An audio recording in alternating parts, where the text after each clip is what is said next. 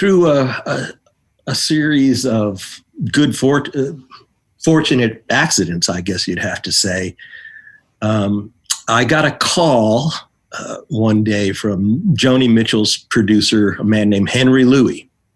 I was just still here in Austin, Texas. My phone rang, and I picked it up, and a voice said, "Hi, this is Roscoe. This is Henry Louie. I'm Joni Mitchell's producer." And I went, "I know who you are. I know who you are." And he had gotten a cassette tape of Passenger, playing our original material, on which, of course, I played a lot of fretless bass. To large extent, I must admit, emulating my hero. Sure.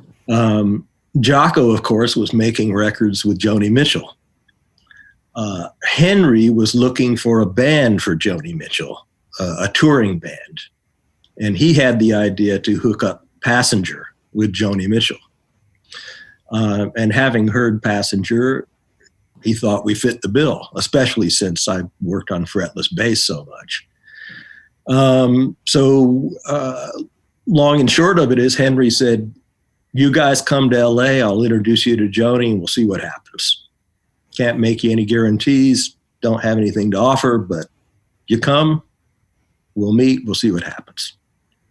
So we packed up 5 cars in a van, all our equipment, whole band went out to LA, and started hanging out with Henry Louie at A&M Studios, where Joni Mitchell was making the Mingus album.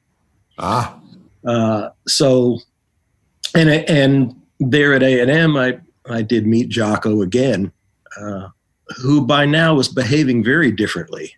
Yes. The drink and the drugs had really come into the picture. Nonetheless, he was still playing brilliantly, and still someone I took every opportunity to hang out with that I could. And there were other opportunities to hang also. The last time I saw him actually was in Munich one day. I could go on about that, but by then I was on tour with Leonard Cohen. He was still touring with Weather Report.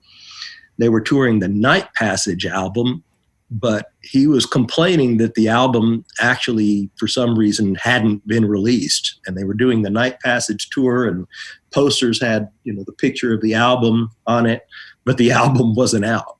So it was kind of a strange thing. They were doing a Night Passage tour without the Night Passage album out. And he was unhappy about that.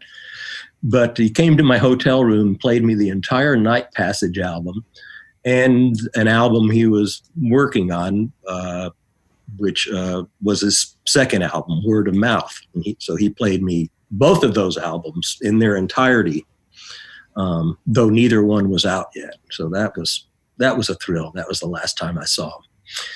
But just to back up a little, I realized how important Jaco was in my career, not only from the things I learned from him, musically, technically, about my bass, but in a large part, everything that came about for me after that was a result of that.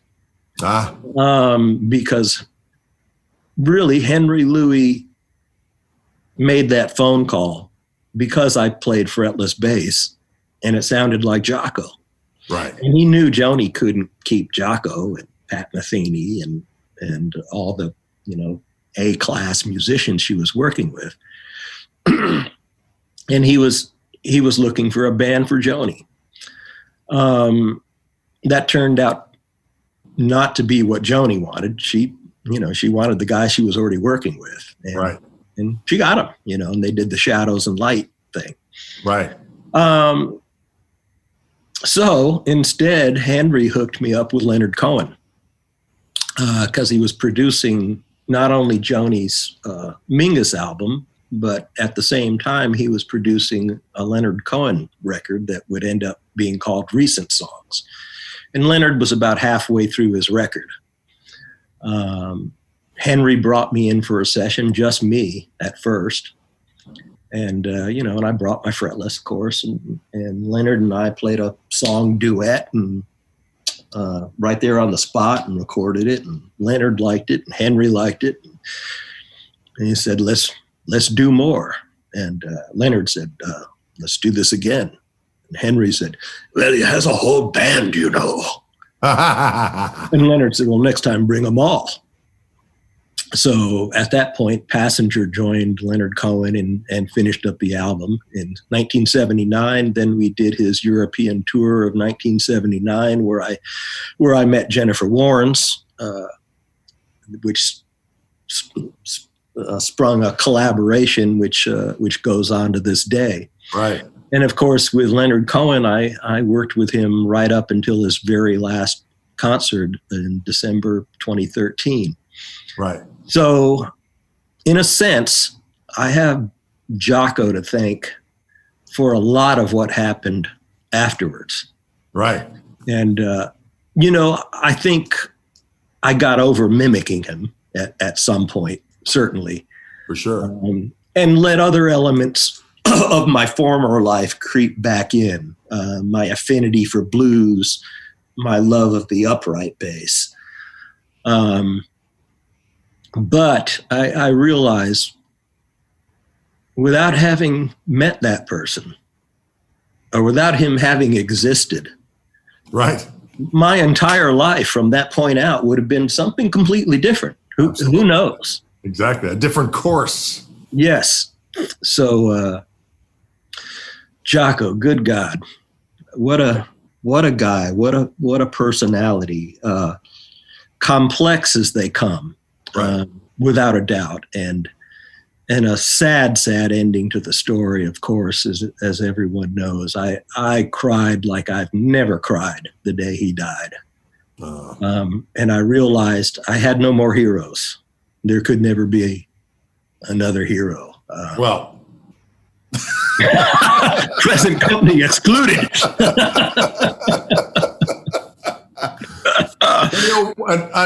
What's interesting is that as much as, obviously you have this jazz aspect to your playing, and of course there's the blues thing, but you can also rock. And that is the thing that is a very, very rare combination. I mean, and I think maybe a lot of that is from, you'd probably agree that you started off on guitar as a young rocker. Yes, indeed. But this is the thing I describe to people quite a bit is that, if you do music that's multifaceted, has all these different aspects of roots music involved, the frustration is that a lot of times you get somebody who has the harmonic knowledge that they can dip their toe into jazz world.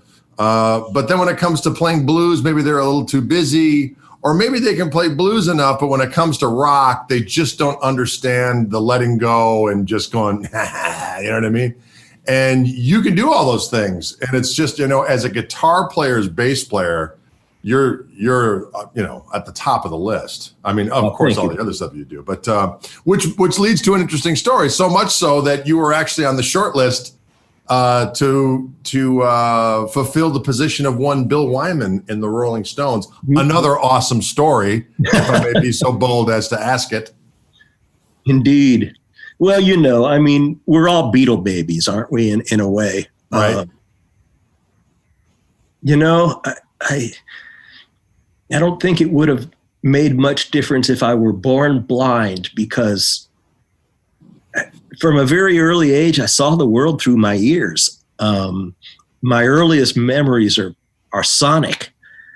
The music I was hearing around me, whether it was my father's Benny Goodman records, which I think had a lot to do with my ability to play jazz later on, just that feel. The first time I tried to walk bass, I found I could already do it just because I heard so much. Right.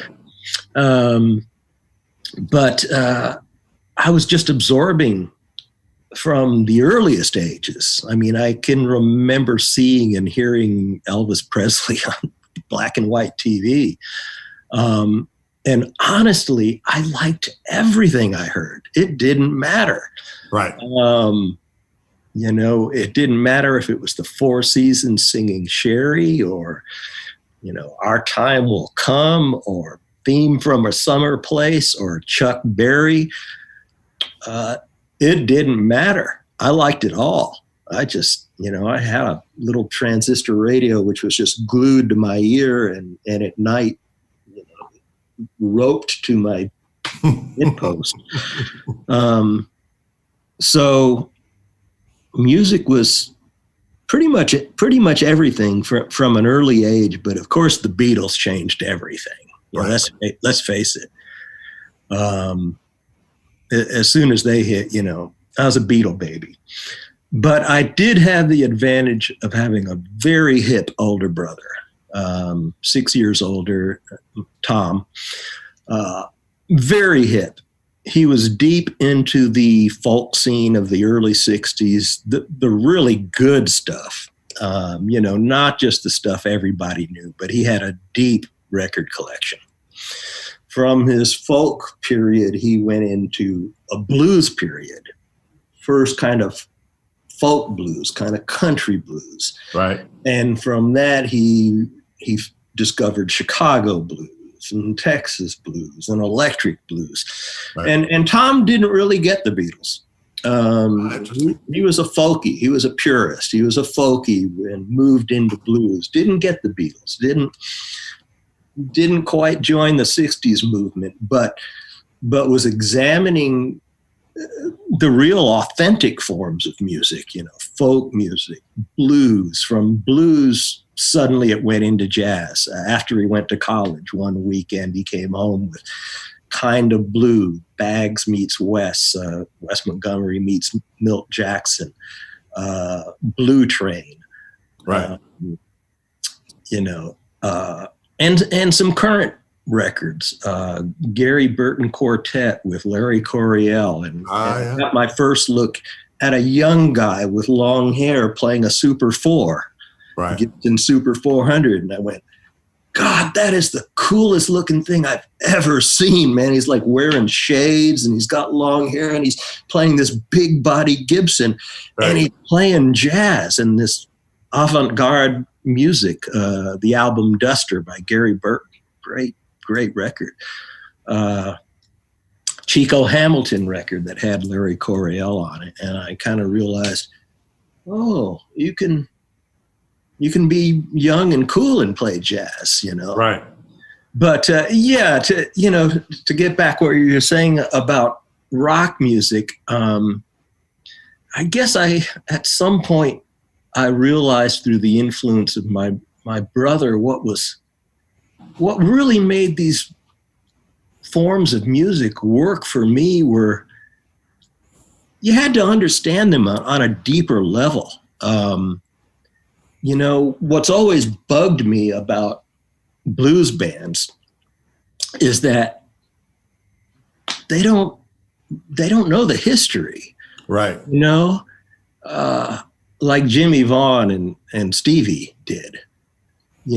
I've never heard Jimmie Vaughan play a note that wasn't authentic. Right. I mean, he understands blues in a way that few people do. Just totally authentic. And, to me, that just made so much sense. And again, my friend Fred Walter, I heard Fred played, in jazz situations. And honest to God, and this is the only person I could say that about, I might as well have been listening to Wes Montgomery.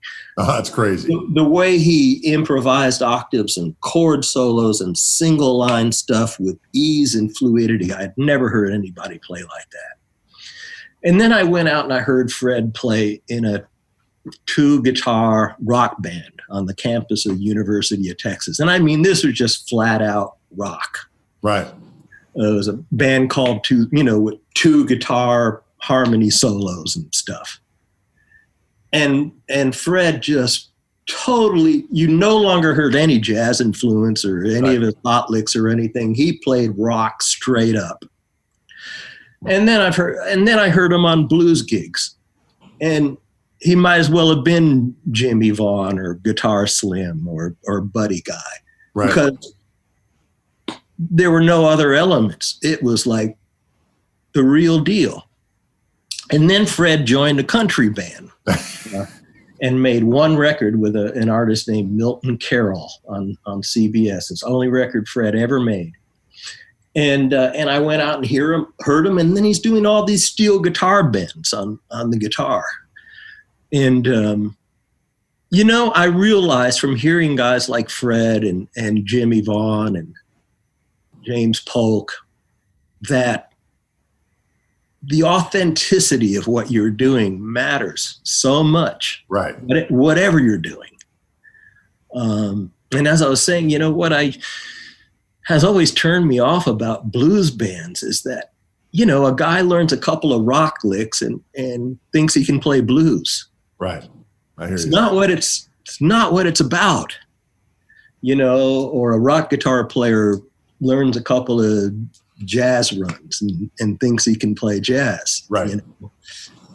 There's depth and history in all of these forms of music. And I may be too much of a purist. And certainly I've played in bands that tried to stretch boundaries. I mean, Robin Ford and the Blue Line, we thought of ourselves as a blues band.